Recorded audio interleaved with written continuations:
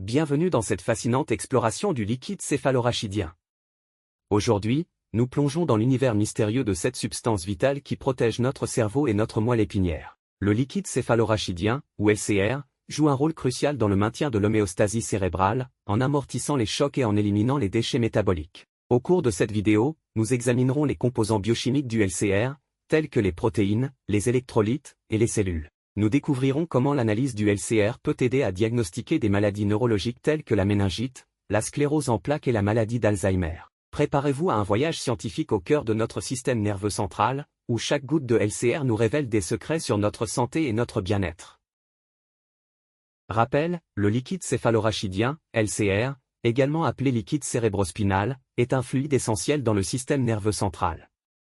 Définition et composition, le LCR baigne l'encéphale, cerveau, et la moelle épinière. Il est clair et incolore, avec une composition similaire à celle du sang, mais moins de protéines et plus de vitamine C.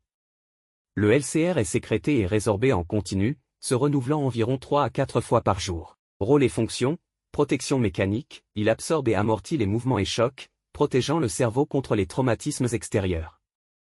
Maintien d'un milieu constant, il garde le système nerveux central dans un environnement chimique stable. Élimination des déchets, il transporte les molécules et déchets toxiques produits par le cerveau. Rôle immunologique, il participe à la protection immunitaire. Analyse biochimique du liquide céphalorachidien, LCR. Aspect macroscopique, normal, limpide, clair comme de l'eau de roche. Hémorragique, rosé à rouge, indiquant la présence d'hématies non hémolysées. Xanthochromique, jaunâtre à rouge orangé, indiquant une hémolyse. Trouble ou purulent, aspect eau de riz, suggérant une méningite bactérienne. Analyse biochimique systématique, réalisée conjointement à l'examen cytobactériologique. Inclut les dosages de protéines, de glucose et de chlorure. Protéinorachie, origine des protéines. 80% des protéines proviennent du plasma par filtration passive à travers la barrière hémato-méningée, albumine et globuline. 20% sont synthétisés localement. Indication, évaluer l'intégrité de la barrière hémato-encéphalique. Détecter une réaction immunitaire dans le système nerveux central, SNC. Identifier une maladie dégénérative du SNC. Technique de dosage, méthode colorimétrique. Méthode turbidimétrique. Valeurs usuelles, entre 0,2 et 0,45 gl. Interprétation, une hyperprotéinorachie, augmentation des protéines, est non spécifique et doit être interprétée en fonction de la protéinémie. Peut indiquer, hyperprotéinémie. Altération de la barrière hémato-méningée, hypertension, vasculite, hémorragie, méningite. Production protéique par le tissu nerveux. Production intratécale d'IgG lymphoplasmocytaire, signe d'inflammation aiguë ou chronique du SNC.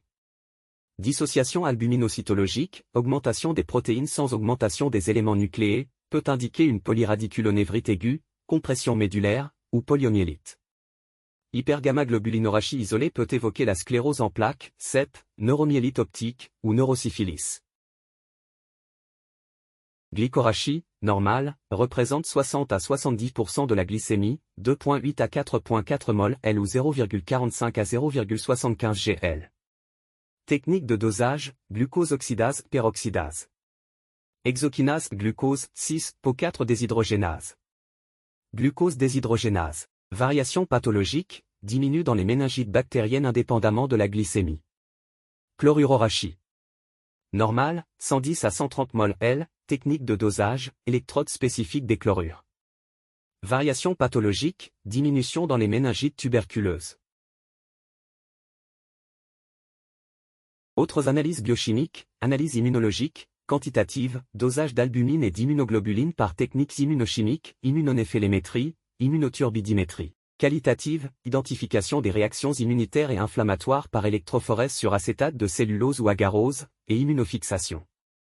Dosage des lactates, intervalle de référence, 1,0 à 2,0 mol L, indépendant de la glycémie. Augmentation de mol L peut indiquer une infection bactérienne, une maladie cérébrovasculaire, ou une tumeur cérébrale.